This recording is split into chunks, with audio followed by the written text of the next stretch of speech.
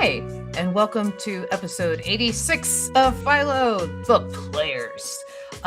We have named it that because it only has the one panel of the players.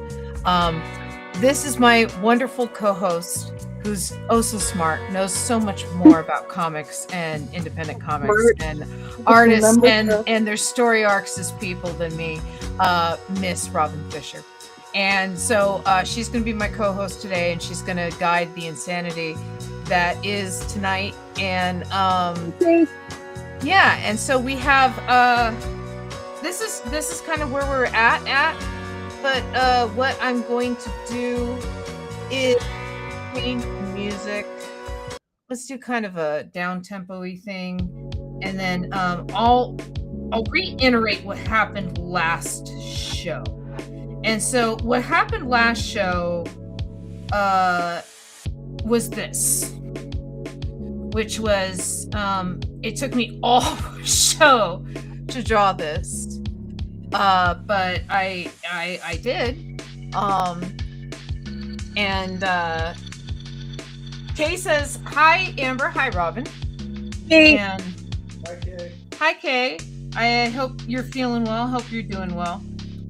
But yes, so we know who the players are, and the players at B are Philo, Dog, Armand, our mushroom sort of god creature. We have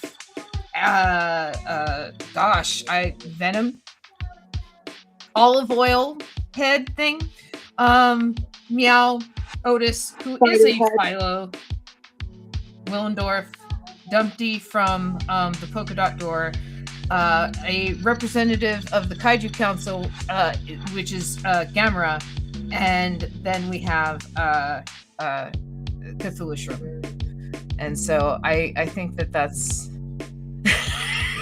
that's a pretty good assessment of basically where we're at.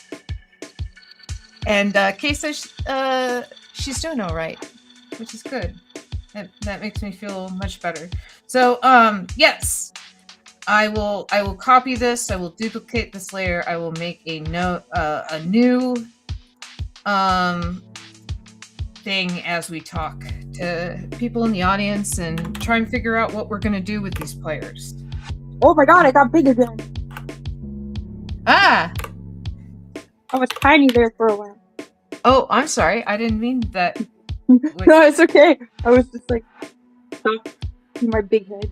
Let's see. So I have some bad news. Oh, what's that? Toys R Us is officially over. Even in Canada now, it's done. It's done. I mourn with you.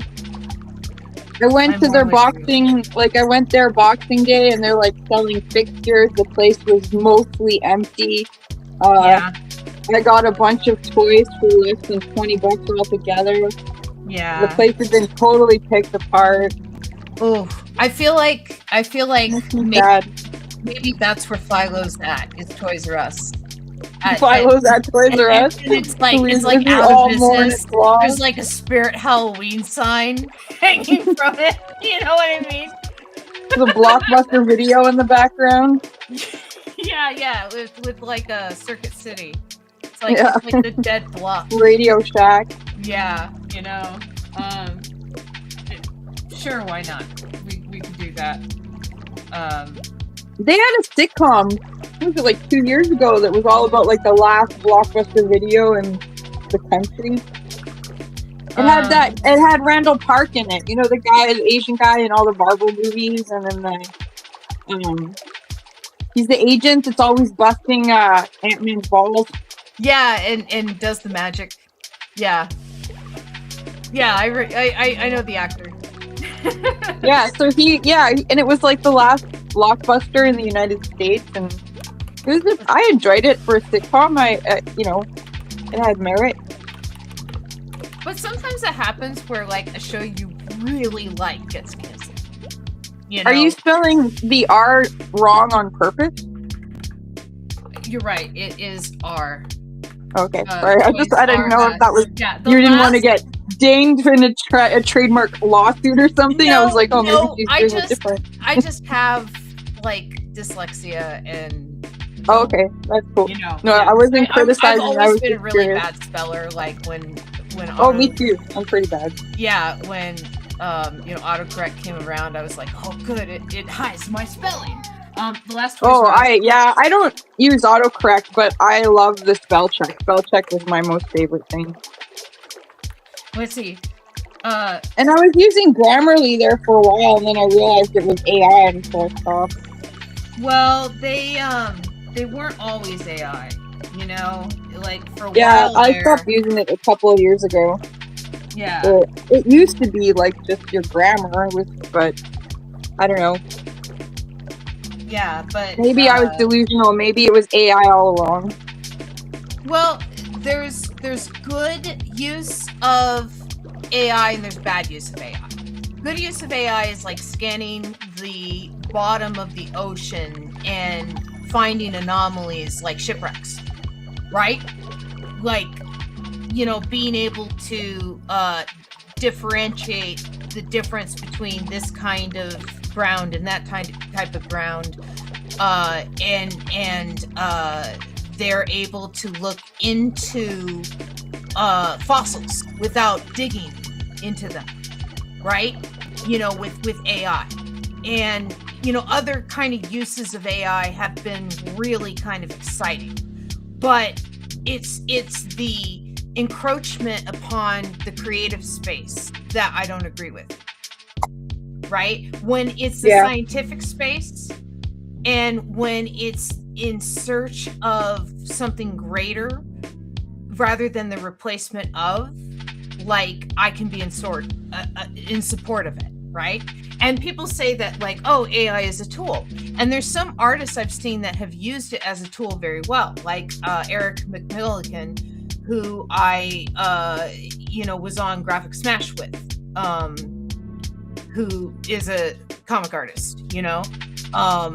But now what he does is he makes these closed AI systems where he only feeds a certain amount of images and stuff into it of like public domain and, what he wants it to produce. And then he'll like ask it and do like seance stuff as part of the art. He does like performance art pieces with it and then has that kind of come out. And, it's one piece that he did was like Victorian moratorium pictures, you know, the pictures that they used to take of like their dead relatives when they would die to remember them. And they weren't called, they had a name for them, like death daguerreotypes or something. Yeah, I'm trying to remember the name of them. There was a name. But Kay should know. I bet Kay would know. Anyway, I want to say death masks, but then those would be masks and not photos. But feeding those into the system, because those are public domain, it doesn't really hurt anyone to feed those pictures in, because those pictures are, you know, the people in them are long since gone. And then he will like try and conjure up those people in like seances and stuff, and then have like the AI like create. I don't know. It's very hard to explain the experiential. The AI will turn them into real people. Well, again? not real people. No. Like ghostly apparitions. Oh yeah, no, but like they talk to you like they're real people, like they're alive but ghosts. No. What he does is he makes recordings, and then he plays the recordings on projectors on walls and stuff in the galleries where he has exhibitions, you know, and he'll like build art pieces around like these worlds that are created. It's very hard to describe Eric's art. It's one of those things that it's like, you have to experience it yourself. Like, it's very hard to describe it. Let's see, I'm trying to remember. I should just look up a Toys R Us. Uh, So it's a lot of blue and yellow, like Blockbuster, and orange, but mostly blue, like primary blue. well, I'm just looking at the front of a store, you know, to like give me an And I idea. think the Toys R Us sign was multicolored, but Yeah. sort of bubbly. It was like a bubble writing, I think. Yeah. I could be wrong. They didn't usually look that big. And I don't remember them being more than one floor. And maybe the American ones were different, but the Canadian ones were usually all one level or in a mall. Oh, I'm imagining this is like in a city or something. You know how it's always like fictional buildings, you know? And so, yeah, this way I can draw Philo all small. Oh no. No. I'm just going to start from scratch.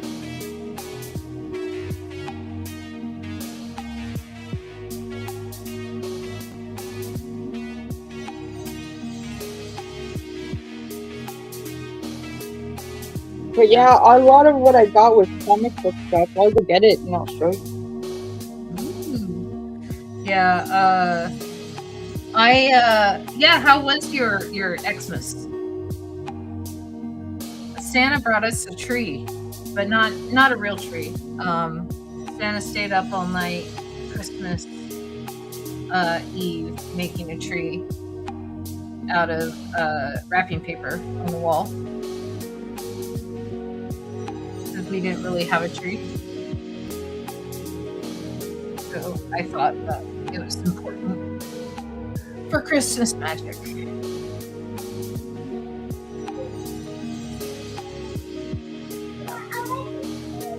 So we got that message to Santa.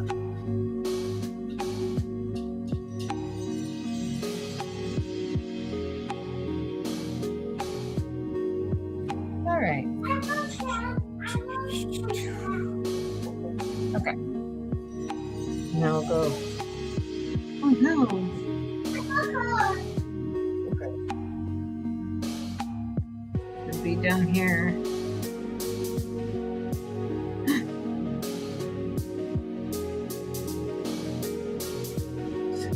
Turret. Okay, so this one I got like a drapery rod for $2 for my lit bedroom, a nice silver one. And then I got another drapery rod that's like a tension rod that I'm gonna get that I got in case my shower curtain rod breaks, because it's perfect for that, for $1. Mm-hmm. Then they had this kid t-shirt, and I swear to you, I paid 70 cents for this. I don't know who drew that. It looks like Ramita, the Black Widow.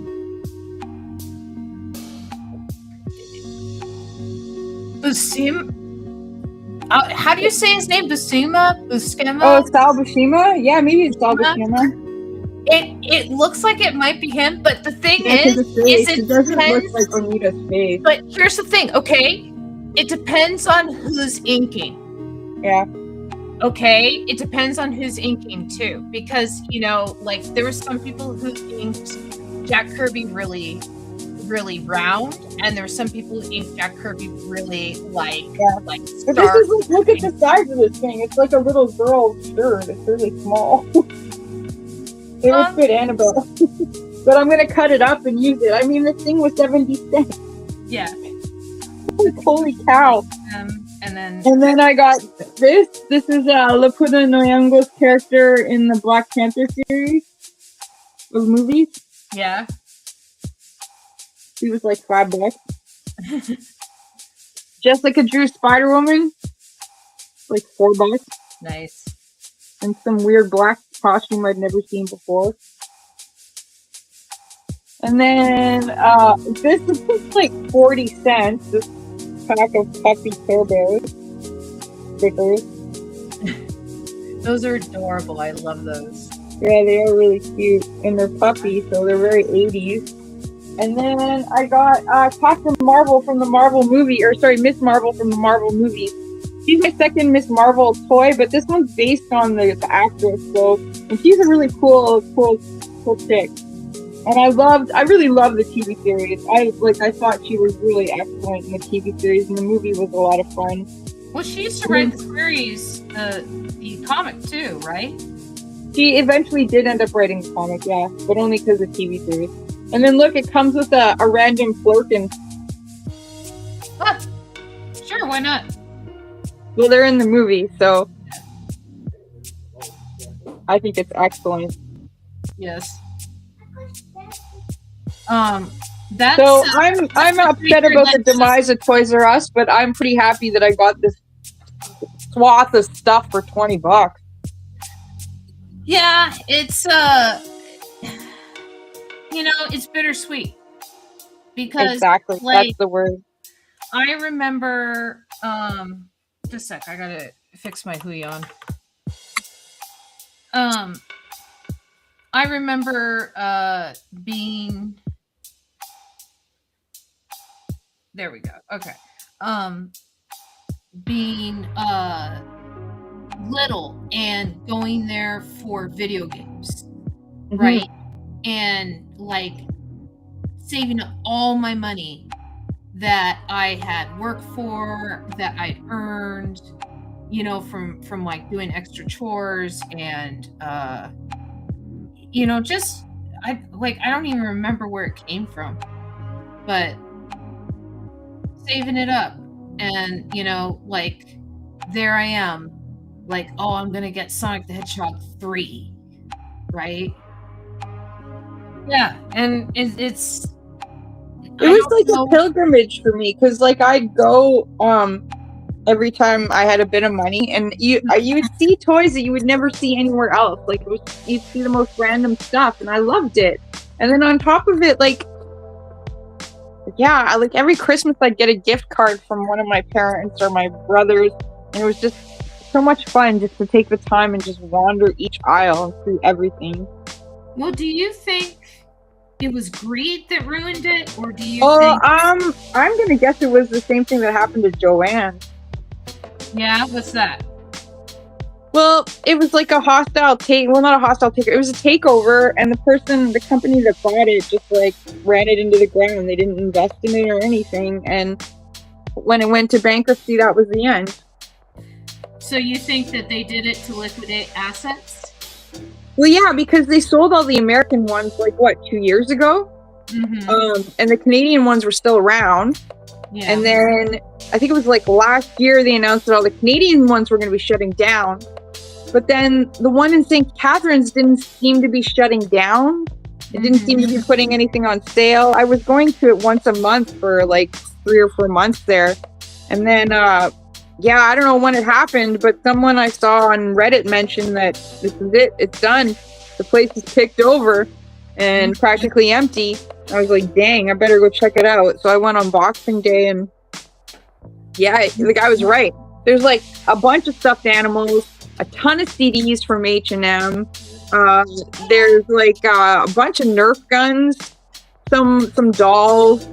I was lucky to find the superhero stuff that I did because it's all girls, right? And that's but there was a Rogue that I had my eye on that I was looking at. There was a couple of superhero stuff there, but all their Marvel Legends, they always had them at $30 or $40 Canadian, and it just always seemed too much to me. Especially the $40 ones. And then of course they had a ton of Monster Highs that I was looking at too. And all that stuff was gone. It was long gone, I'm guessing. I don't know when they started really marking stuff down. But it had been picked clean. I guess someone just said they'd gone in there to buy Lego and the place was empty. I was like, oh no. So the only thing, I kind of want to go back, but it's really out of my way, which is why I stopped going back in the first place when they said they were initially shutting down and nothing happened. It was you, Robin. You were the only one keeping them alive. No, it was not me. But yeah, I want to go back because there's a Shuri. They've got 2 or 3 different Shuris there, so I want to get one of them. But yeah, it's weird what they have there still. They bought a whole bunch of stuff from H&M, so they have all these CDs, all these DVDs, and all these what was the other thing?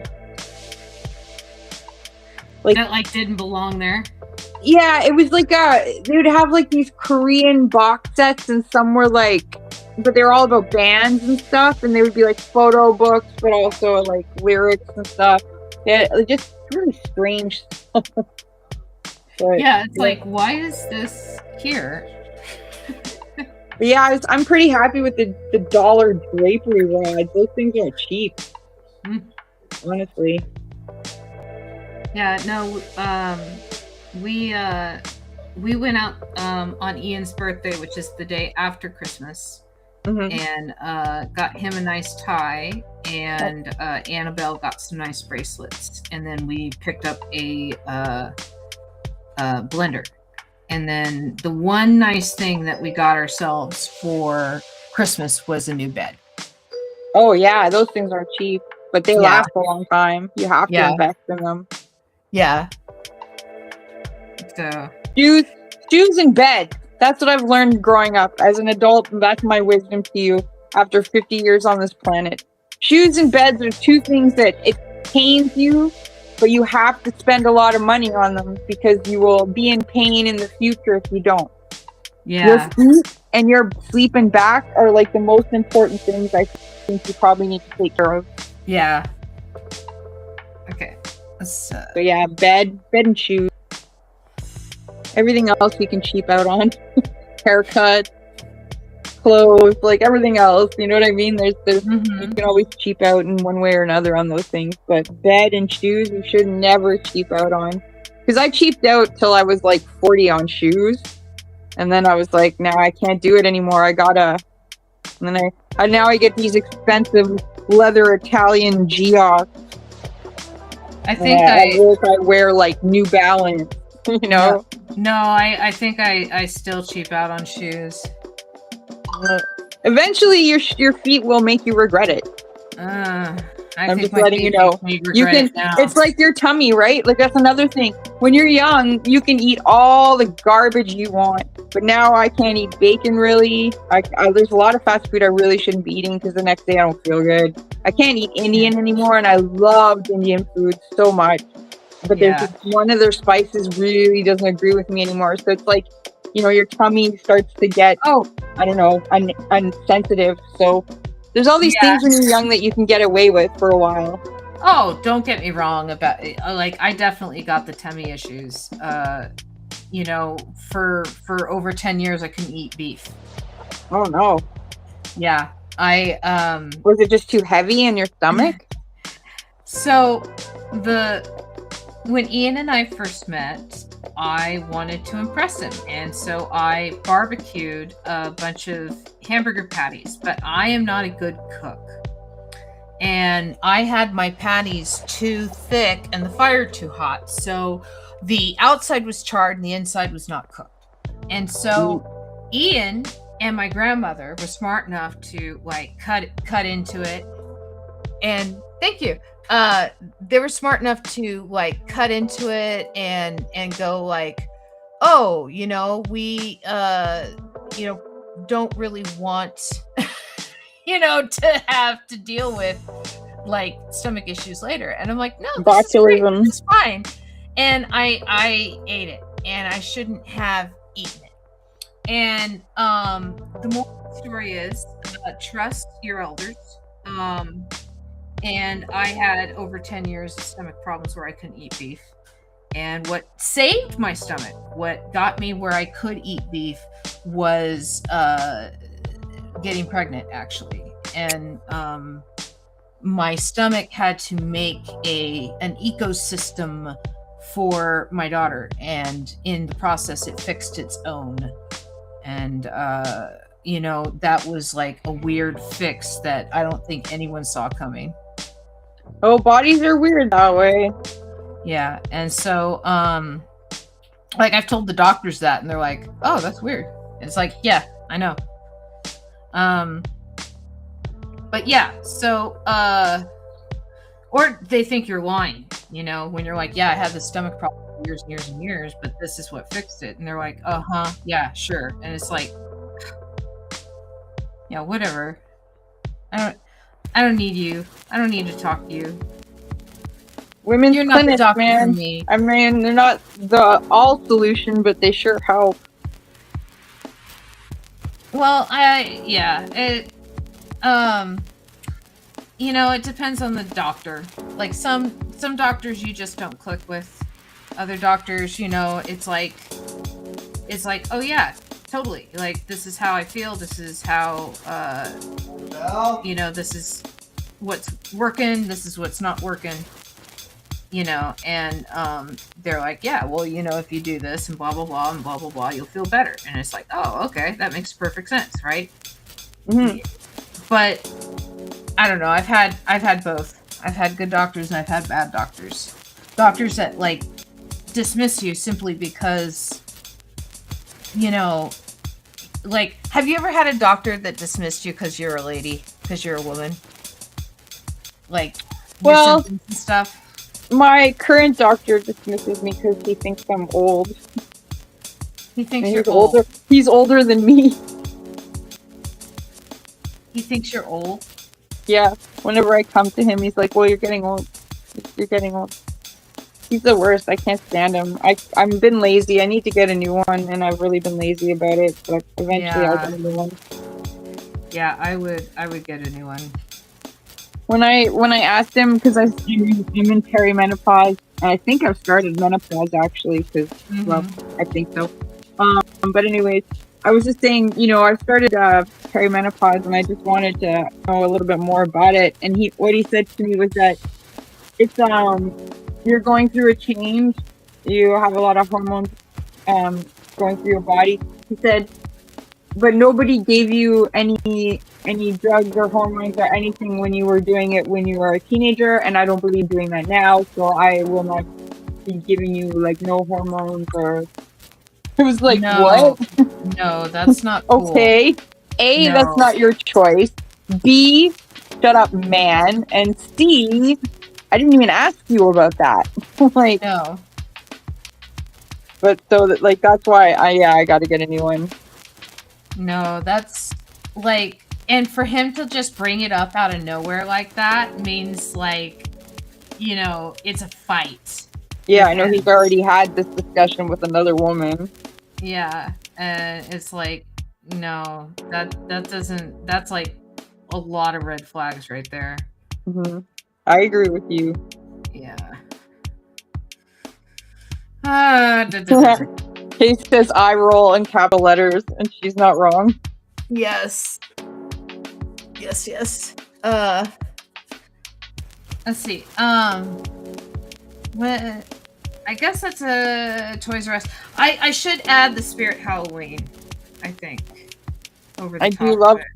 Armand. Armand's excellent looking. His little wrinkly back neck. Yeah, I feel like we should have right here. No, I don't want to completely block the sign, so I'll do this. I'll put it down here. Maybe have a crane like above it, about to cover it with the sign. Oh, where there's like somebody up here. Yeah, there's like a crane above Toys R Us with the sign Spirit, and they're about to like put it in front of this word toys. Spirit R Us. No. I'll have it like wrapped around the R, right? And then this guy's in the crane bucket. Okay. That guy's in the crane bucket, right? And I'll give him a little hard hat. And then let me look up Spirit Halloween. Halloween sign. See, like, it's so cool that we live in an age where I can just do that and just go like, Oh, I know. Show me this. Show me It's this. incredible that there's so many cool things we can do with the internet, but that we're living in such a almost dystopian nightmare right now. Yeah. Okay, let me do this. You know what I was always really impressed with? The one thing that makes me so happy about the internet is that being able to read lyrics and watch videos. Like, there's so many times where I've been like down a K-hole where it's been like, oh my god, I don't think I've seen a single Violent Femmes video, but I've been listening to them since I was 16. Maybe I should check this out.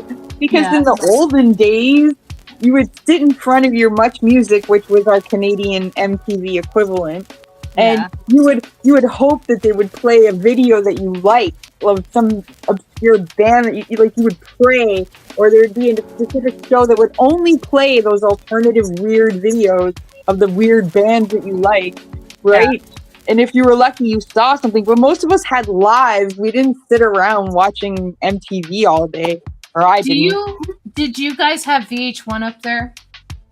No, that's also American. VH1 had the show called Pop-Up Video. We got Pop-Up Video. They played on Much Music. I loved that show. That was a great show. So one of that like fed my ADHD brain so happily. One of my favorite episodes of Pop-Up Video that they ever did was Rocky Horror Picture Show. Right? Oh, interesting. And what made it interesting was that they did all the shout outs as Pop-Up Video. And so it's like, when he's saying, anticipation, right? In the middle of anticipation, they have the pop-up of say it. Right? Which is what the audience would say. Yeah. Right? And so I watched that pop-up video like 4 or 5 times. I knew like what the audience would do and stuff.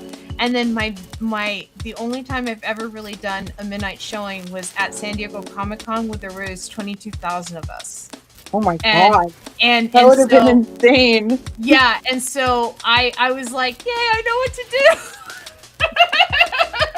Well, you're one better than me. When I was 14, my boyfriend had a party, and I don't think he knew what to do either. We were both pretty young, and we rented the VHS and we watched it, and I remember going, I don't get this movie at all. Like, I don't understand what's going on at all. Yeah. And then when I was like 17, the theater club in Sault Ste. Marie, they did a showing of it, and then it was all like yelling at the screen and acting and singing and participate. And I was like, okay, I get it now. I totally get it. Like, it's about the participation. It's not about just sitting and watching it like a real movie. Well, I'm like, the plot doesn't make any sense. What is happening? When you sit there and you watch it like a real movie, it's a very serious affair. Right? It's these two people that show up at this guy's place because the car breaks down, and then they basically get assaulted in the night after seeing a creature made who's this highly sexual being, right? Mm-hmm. And the creature's only made as basically a toy to Dr. Frankenfurter. And then the whole thing at the end, after everyone's like corrupted and stuff, you find out that Frankenfurter's not even human. He's been an alien the whole time, and he has to go home, right? Because he's done too many hijinks on Earth. And then Tim Curry sings the song of "I Gotta Go Home," of going home. And he goes home, right? And it's when you watch it alone and no one there's yelling at the screen and stuff like that, it's kind of heartfelt. Mm-hmm. But when you're yelling at the screen, stuff is fun. It's like it's a way for all the geeks and freaks and weirdos to kind of find each other. Especially in a time of the 1970s and 80s, before there was the internet and before there was an easier way for us weirdos to find each other. And so I don't know. I feel like it's one of those things of its time. It's all gonna have like a soft spot in the heart of some people. It's still doing huge, and young fans are going all the time. Yeah. But I'd say it's eternal at this point. Yeah. But it's, you know, I've heard people like say, oh, it needs to be updated because, you know, it uses what's considered a slur now. Oh, as- transvestite? Yeah, exactly. As, you know, That's one fair. of I could see that, but I mean, like, nobody wants to rewrite Tom Sawyer because they don't Yeah. want to whitewash history. Well, and here's And the do they thing. ever really address it negatively, the fact that he is a sweet transvestite? Don't they laud him, if I remember correctly? Don't they love and adore him? He assaults both Janet and Brad, and he brings both of them to their sexual awakenings. And then when he makes Rocky. Why aren't we talking about the assault then? Yes, no, it happens, right? It's behind like sheer curtains and stuff, but that's what's going on. Is he's assaulting them. He shows up in their bed and they're like, "What are you doing?" And he's touching them unwanted. It's assault by today's standard. And Rocky, on the other hand, Rocky doesn't want anything to do with Frankenfurter. And he and Janet find each other and they're very happy with each other. And Brad and Frankenfurter kind of find each other and they're kind of happy with each other. And for whatever reason, the doctor's there at the end with fishnets on. And, you know, everybody kind of has a good time. And then it's like, no, this is too wacky. This is too much hijinks. You got to go home. And so that's why you have Riff Raff with the gun at the end. Yeah. I mean, I could be reading it incorrectly. Well, it's been like probably 20 years since I've seen it, so I don't know. But yeah, that's there's when Tim Curry sings I'm going home, it's heartfelt, you know, because it's like I was able to be myself here, right? I was able to do all of my wacky things. My wacky raping. Yes, my wacky raping. Yes, but like Magenta and Riff Raff, I think they were both aliens. I know Riff Raff was, but Riff Raff, here's a bit of lore. Riff Raff was actually the writer of the play, playwright.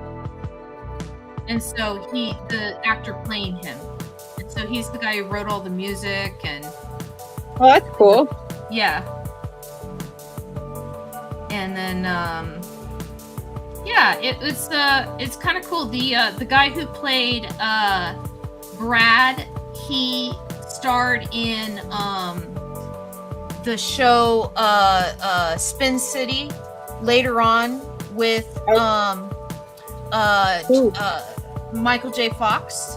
He was the mayor. Yeah, and I'm trying to think what else. That one also had what's his name, the guy that was in Ferris Bueller's Day Off in City. Let's see. Was it Alan Rudd? Let's see.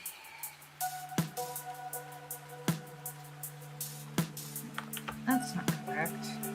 That's not correct. I don't need a layer mask there. I need a layer mask here. Yeah, let's do that. Excellent.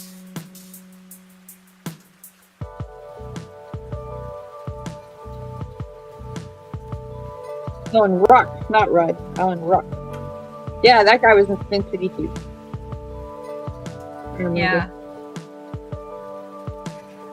Kevin Mole, or not Kevin Mole, but the I'm sorry, the actor that played Bull on Night. He was. That's Richard Mole. Richard Mole, thank you. Yeah. He was the voice of Two-Face.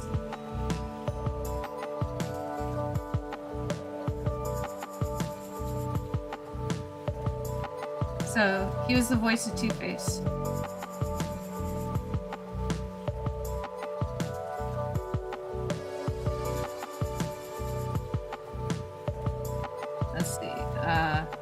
He did other voices too, but that's the main one I can think of.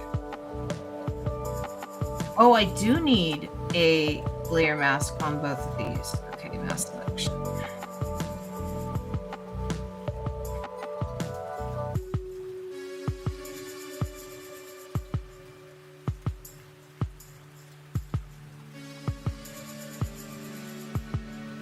Okay, there we go.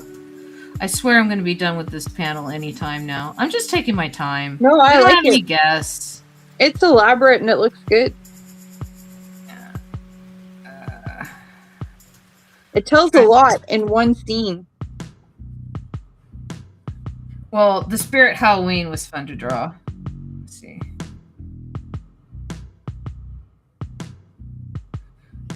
It's like Spirit Halloween? No! Not Spirit Halloween!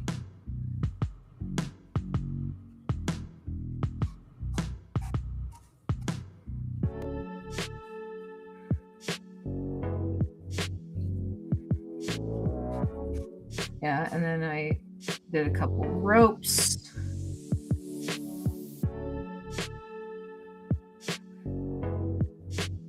Yeah, I'm taking my time. Taking my time.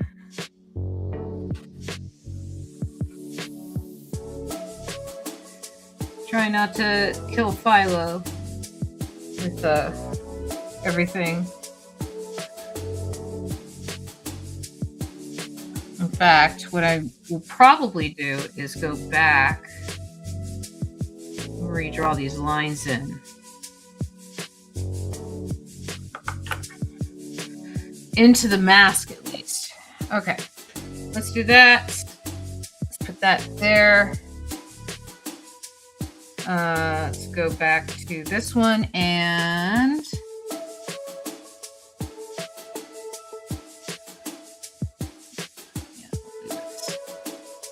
all right, there we go. So yeah, so it's a Toys R Us. It's closed.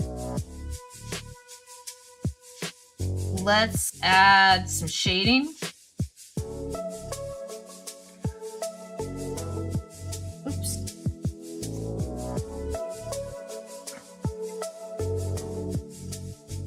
I think it's right there. Yeah. Okay, so let's add some shading.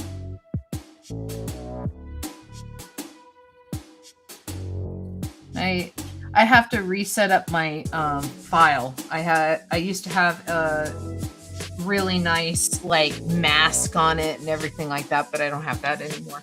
I have to reset it up.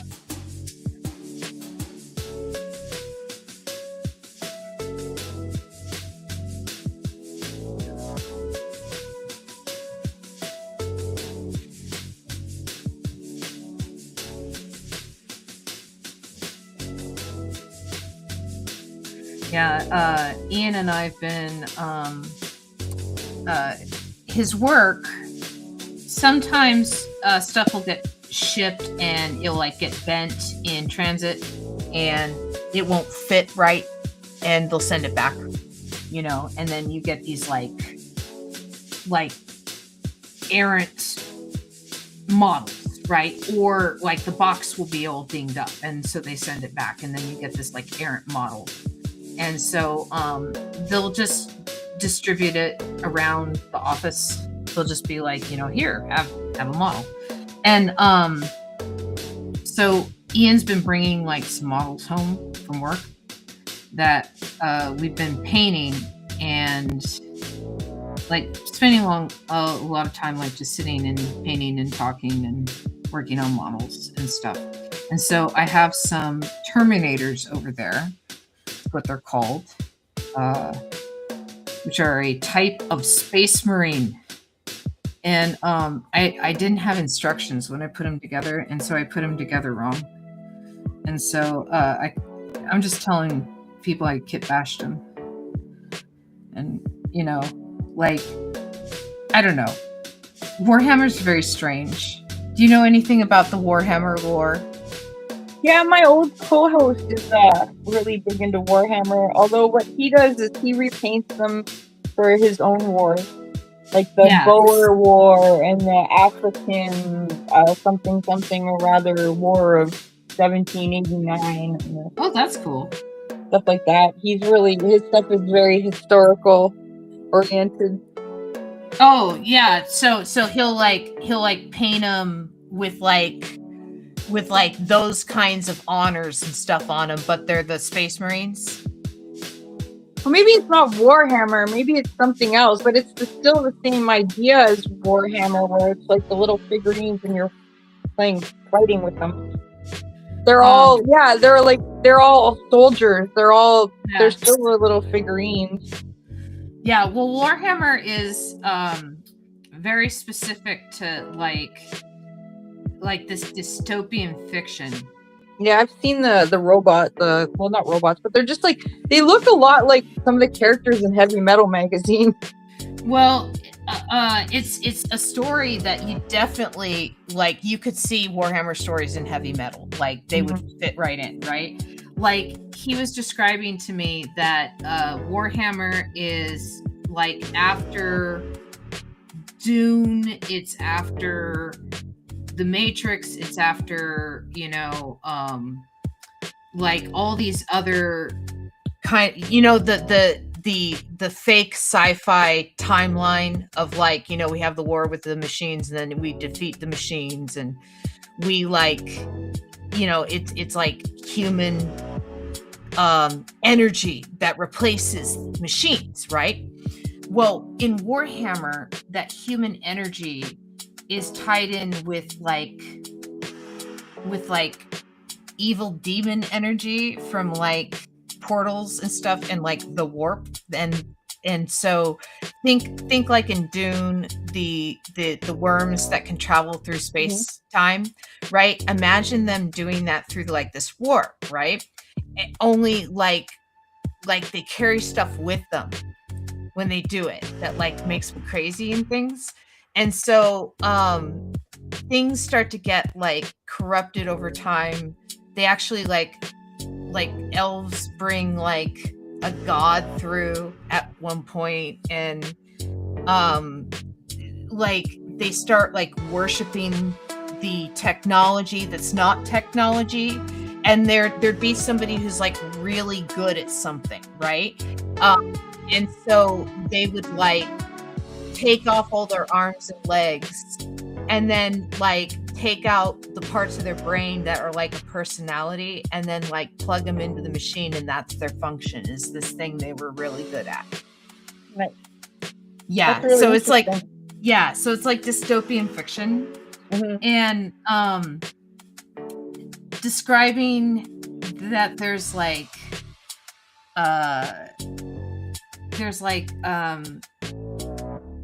some soldiers are like excellent soldiers, highly decorated, and they die on the battlefield, right? And rather than just letting them die on the battlefield and stuff, they'll like be resurrected and then put inside these giant like dreadnought things that are like these robots, but they're not robots. The armor? Because, yeah, it's armor around like the brain of like what used to be a soldier, and then they like throw them back on the battlefield. And some of these stories that Ian has written, like they lose track of time, like they've been on the battlefield for like thousands of years, right? They don't know where their friends are. They don't know where, their family's long gone. Like they blink, and it's been another 200 years because someone turned them off. It's just, yeah, it's like wild dystopian fiction. I don't know. It's like, it is bleak, but I find it interesting because I find it a commentary on, like, because it comes from England, right? So I find it a commentary on English imperialism and kind of what English imperialism could lead to, and kind of like what it kind of did to England, right? They're like push, go out, right? And then it breeds all these problems that England didn't want to deal with, and so they just skedaddled out of all these places. But I feel like that imperial thinking, the creators of Warhammer are like, okay, let's just kind of continue that imperial thinking and see where it would go in 40,000 years. And so, yeah, it is bleak, but it's also interesting fiction. And I don't know, like science fiction is always kind of a critique on today. Oh, of course, yeah. Absolutely. Yeah, like the Space Marines are like born in vats. Like there's, if there's a female, they're killed at birth. Yeah. This, there was it in Battlestar Galactica. That was like the most awful scene for me when they found those women hooked up to machines being used as like basically breeding cattle. Mm-hmm. Dark.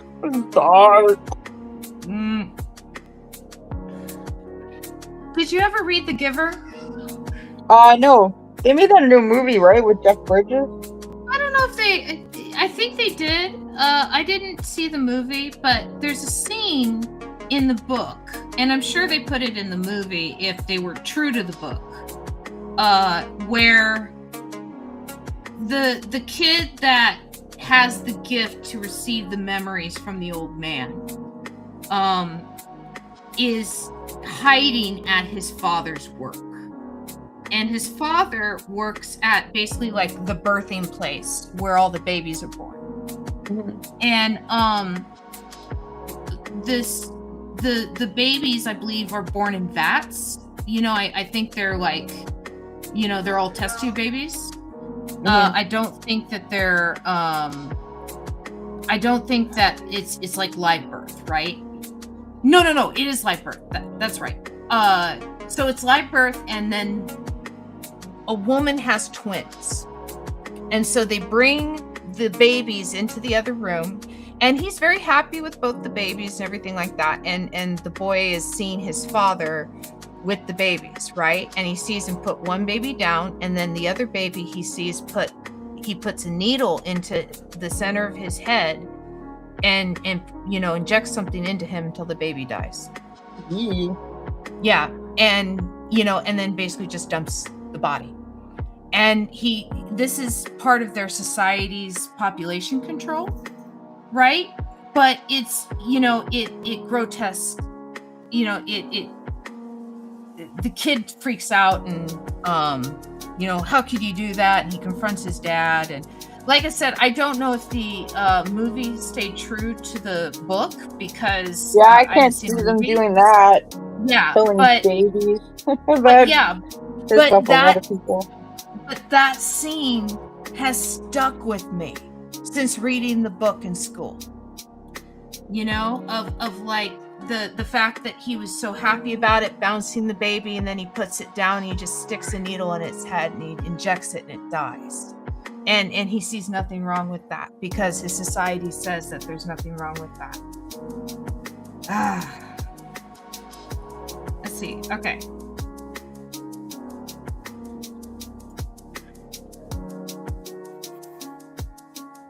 So we're gonna put this one up here. Oh my gosh. I realized I have panel 1 here and I forgot to put it in a folder. I'm doing this so wrong.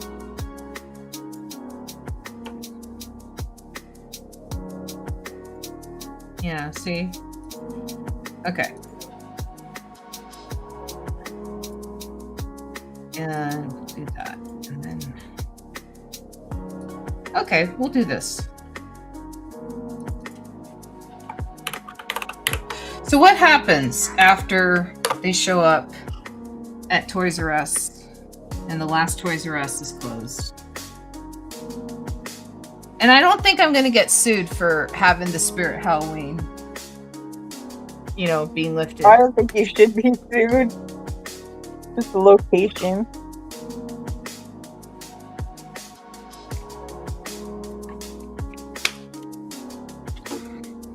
And I have Cthulhu Shroom there. Alright, here's an example of Colin's Warhammer figures. Very blurry. It's an Irish Brigade. It's the Union for the Irish Brigade. There's 3 in New York, 1 Pennsylvania regiment, and the 28 Massachusetts. Nice. But he's got I'm pretty sure he does wargaming with them. He probably does. Because he considers him a Warhammer guy. Mm-hmm. He just painted this mini Cthulhu figure. Dressed as a homie Cthulhu. Check him out. Yeah. Nice. I like him. I like his hands in his pockets. Colin's considered the godfather of underground comics in Vancouver.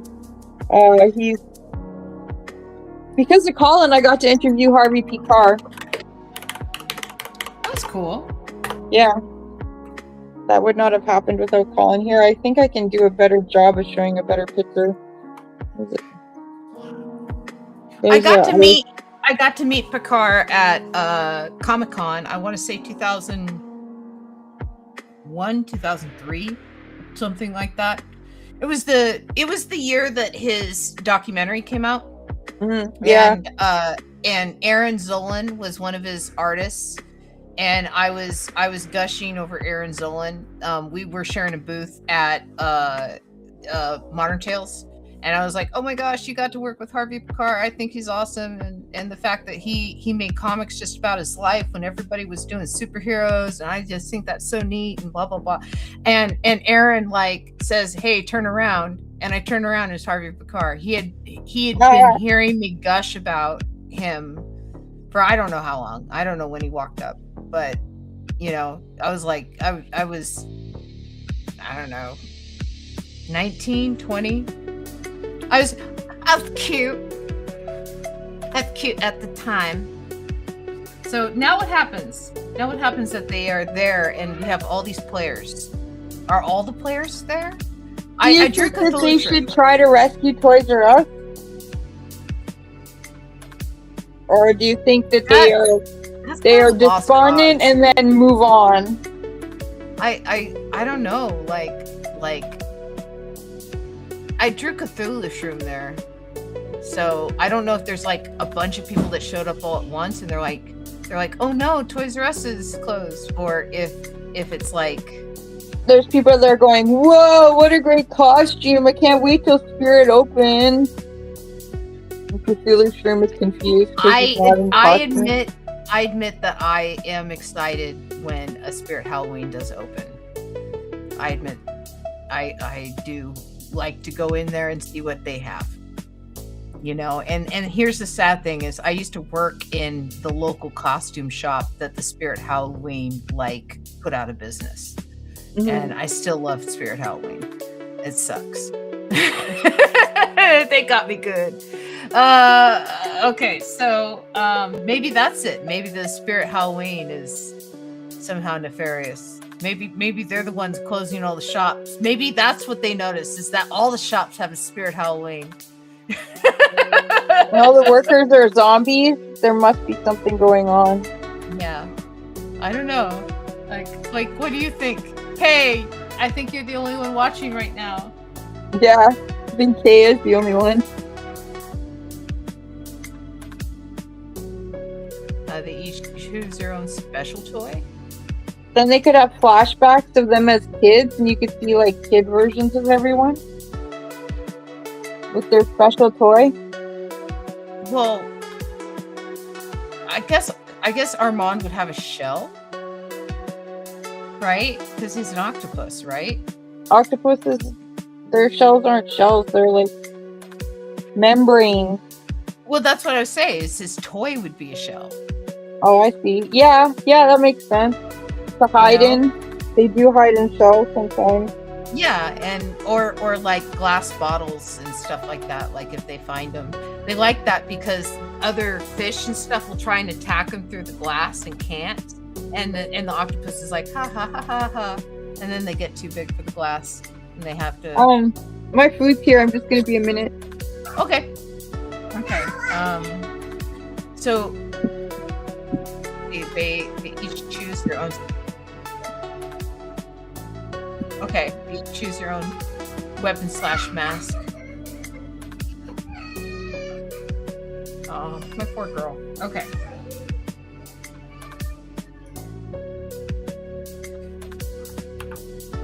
Well,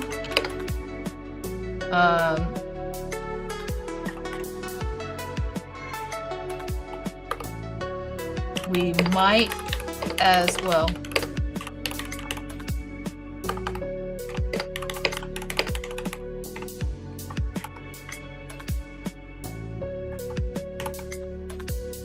Hey, remember, Kay, you can't do too much in one panel. I could do a split. I could do a split panel of them picking up something and then turning into their fantasy. Your fantasy? Yeah, that's what Kay was saying, is that they turn into their fantasy.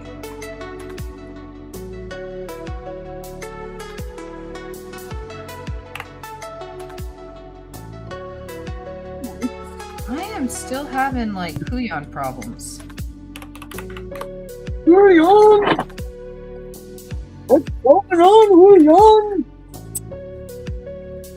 Yeah, see, it seems to be working there. Okay. Dun, dun, dun, dun, dun, dun, dun, dun, dun, dun, dun. Yeah, so what I'll do is, well, we might as well while we're here, and then we'll have like, we gotta have like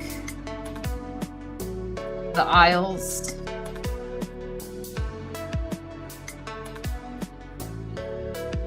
Right. They're getting weapons or masks at Toys R Us? What happened to toys? Well, no, it's Spirit Halloween now. Remember? All right. That's right. Yeah, so. I'm in denial. I refuse. I refuse to remember. Yeah. Viva la resistance!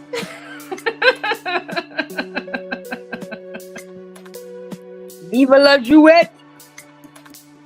What is that in French? Long live toys. Viva la toys. Viva is life. I know Viva is. So long life, long live, and jouette is toy. I didn't know that jouette was toy. See, that was where I was confused. Long live the toy. So now I got to figure out what to like put on here.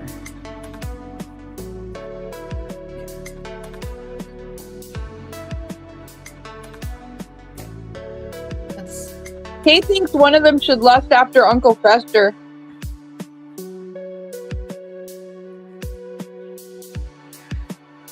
The dog is still Bones, by the way. He's the one that loves Uncle Fester. I feel like this is where Philo should run into Otis again. You know, and like, what if Otis is with Bluto? That makes no sense. Well, I was just thinking, like, with the X, you know?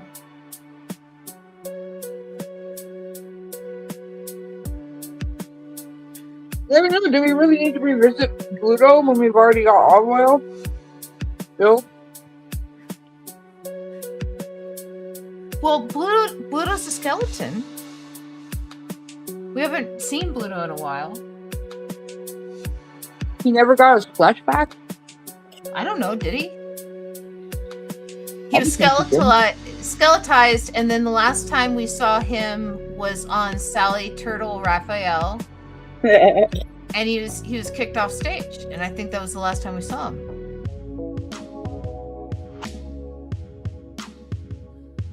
Well, he exists in time without us.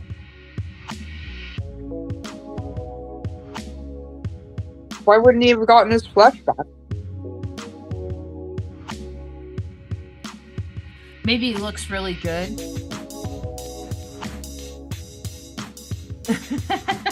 He's lost weight.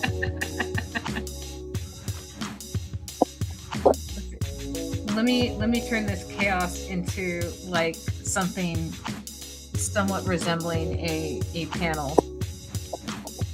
So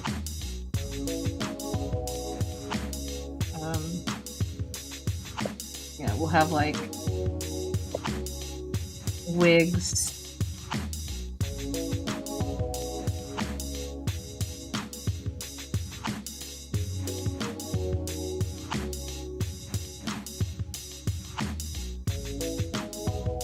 I got pickles. You got pickles. Pickles. Pickles.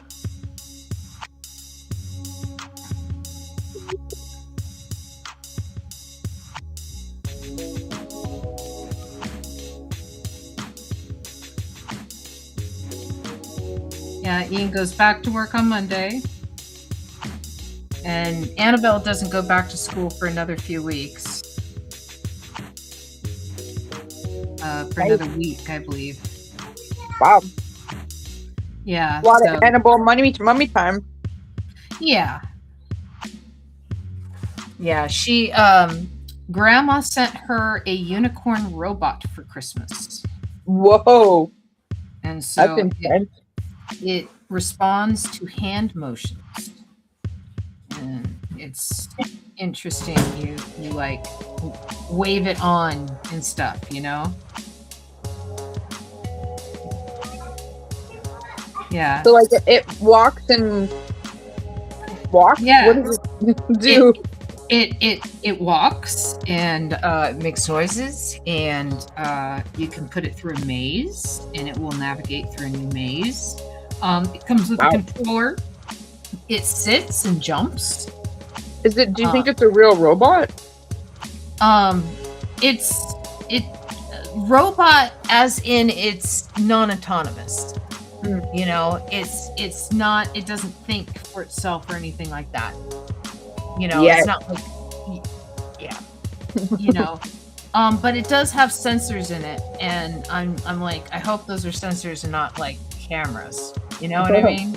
Yeah. And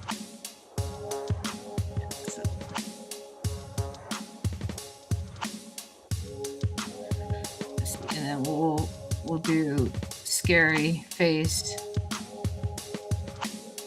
back here, and then let's see what else is, what other kind of.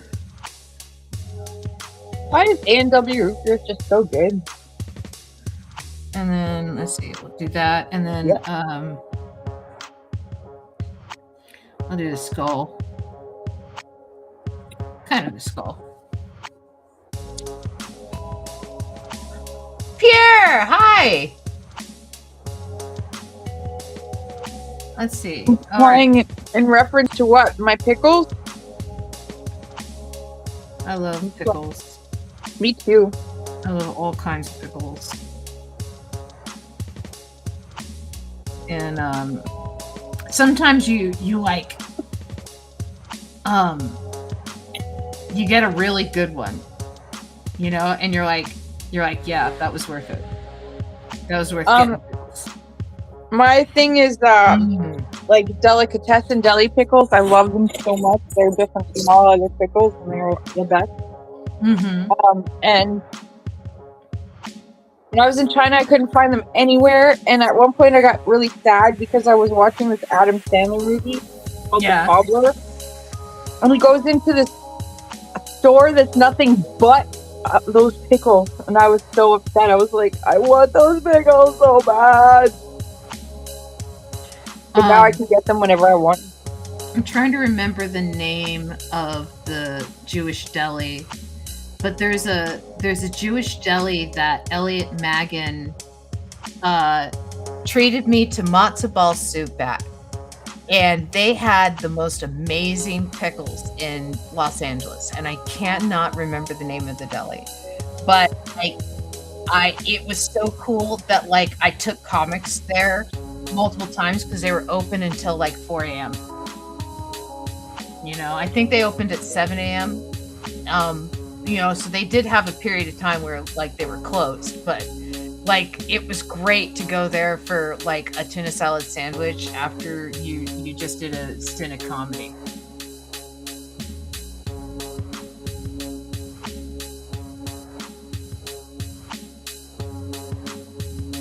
I don't think any of us are referring to Pierre as a robot. No. No, we were referring, I think, to the unicorn as a robot. I think he's alluding to the fact that because you said it has no thought and doesn't think for itself.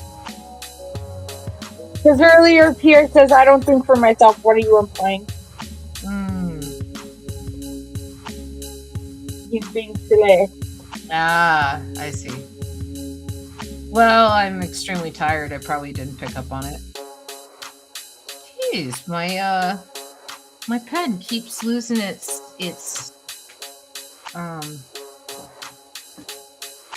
like thickness. Okay. Let's do a background layer, and now let's do a foreground layer.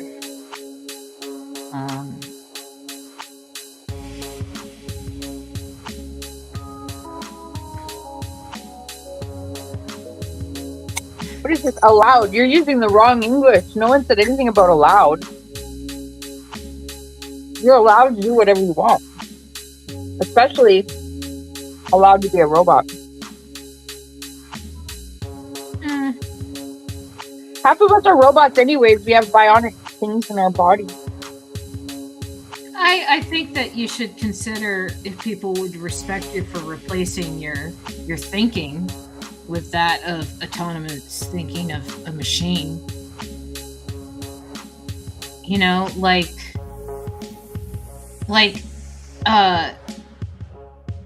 there was a professor that AI proofed his assignments. You know, he wrote them in a way that AI would not be able to answer the assignment's questions.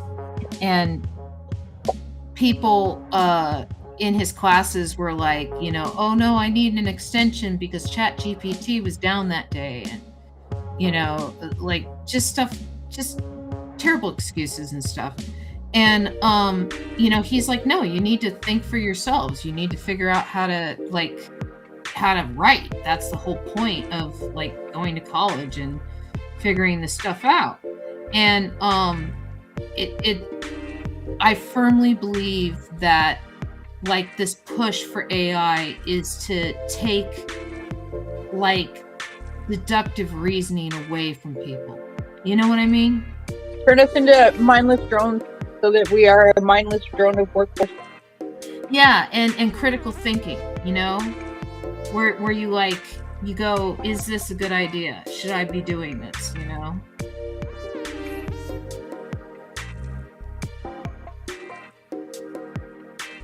Basically what China is. Is that what they're doing? Well, yeah. They're not allowed to question authority. They're not allowed to think for themselves. They just have to obey. Communism. Yeah, no, I don't want that.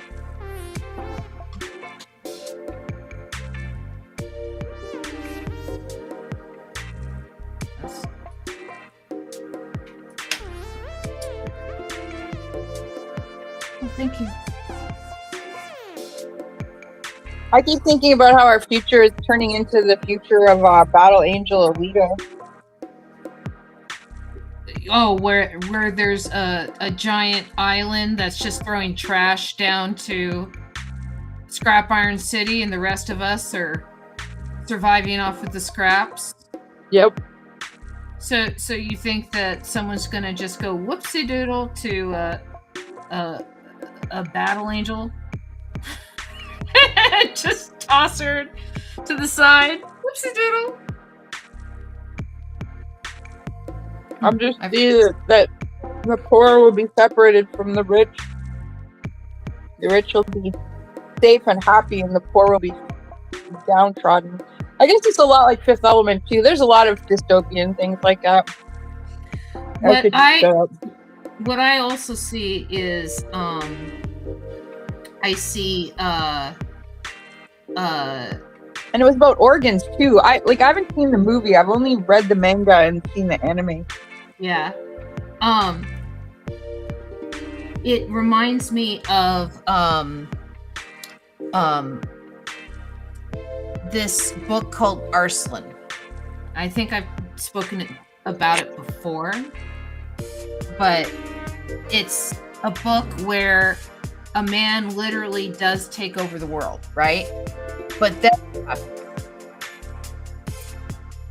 right? Yeah. And yeah. So it's an interesting book. It's an interesting book, you know, because it's like, okay, you took over the world. Now what? How do you solve all these problems you said you were going to solve? Right? And it's like not as easy as he thought it would be.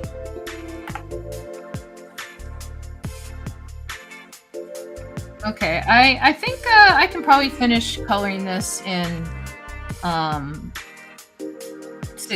15 minutes.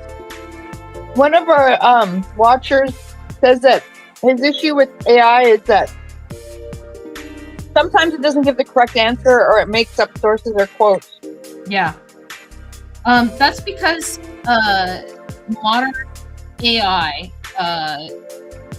is a predictive software, right? What it does is it's trying to predict what you want to hear, right? This looks like an answer that resembles other answers to questions like this, right? And when you're like, hey, that doesn't have any information that actually was pulled from anywhere, and it's like, oh, gee, you're absolutely right. This doesn't have any information from any sources. I'll work on that. That is not even it examining itself. That is just it returning a response that sounds like a response you would expect from somebody taking ownership for a mistake. Okay, the machine is not taking ownership for a mistake itself. All it's doing is collecting data. And so I think people, it's this anthropomorphization of the machine that like people think it's like thinking. Yeah, it is pushing the global water crisis. You're absolutely right. Yeah, and that water that's being used is also being evaporated, and they have not seen it recovered in the water cycle. So they haven't seen it recovered in rain or streams or rivers or the ocean or anything. It's just being evaporated. You know, it's so hot in those data centers that it's literally burning water away. And it's drinkable water too, because it has to be clean water that goes through their cooling systems. You know, they really should be using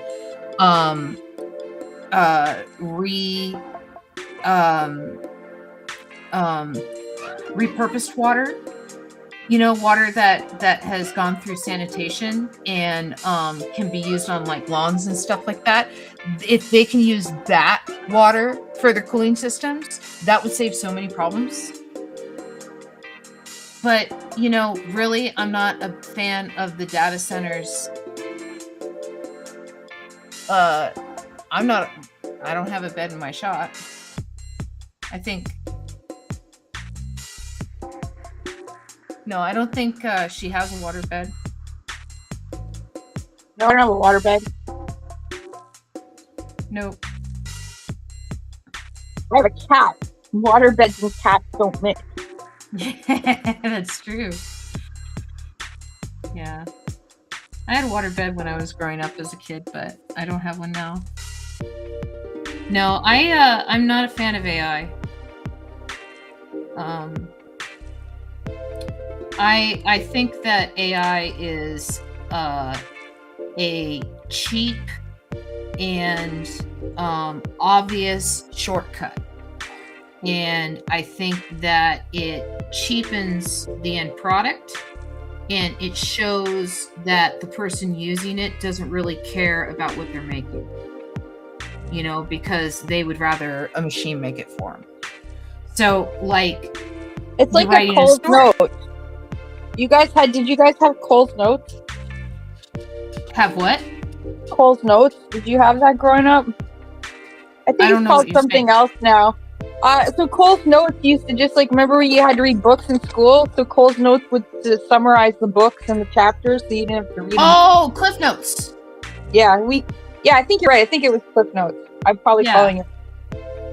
Maybe it was Cole's Notes in Canada. I gotta look it up, but I think you're right. I think it was Cliff Notes. Yeah. Make sure I'm wrong. Because I'm pretty sure I'm wrong.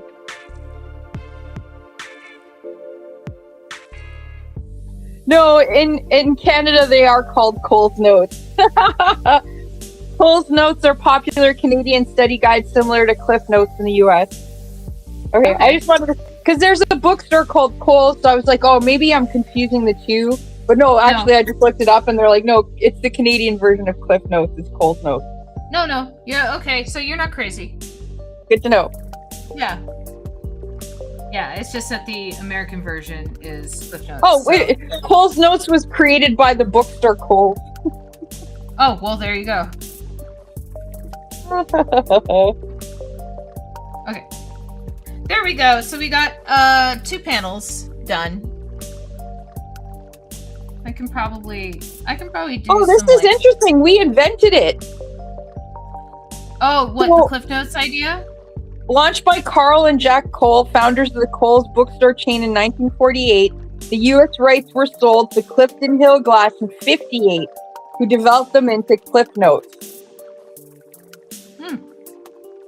Cool. Well, there's a Canadian invention. Yeah. Now, that was what AI told me. Now I'm just double checking on Wikipedia. You trusted AI? Oh. That's why I'm double checking. And AI grabbed it from Wikipedia because it's the exact same words on the Wikipedia website. Yeah, but you should have gone to Wikipedia first.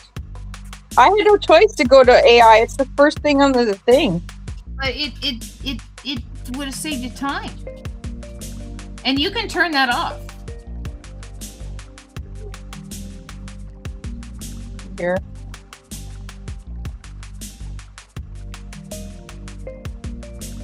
Oh, talks about the source, talks about the search. Yeah. That's awesome. You're in design school? Yeah, land architecture right now. I heard that it's very similar about people who are writing books, right, and submitting them to publishers, is that someone who writes a story knows the ins and outs of every character, every scene, the motivations of everything. They thought about it a zillion times. It's lived in their head before they've ever put it down on paper, right? And they put it down on paper probably in little scribbled notes at 3:00 in the morning before they've noodled it, and it's become part of the story, and they've noodled it more and worked on it in multiple drafts, and then they submit it.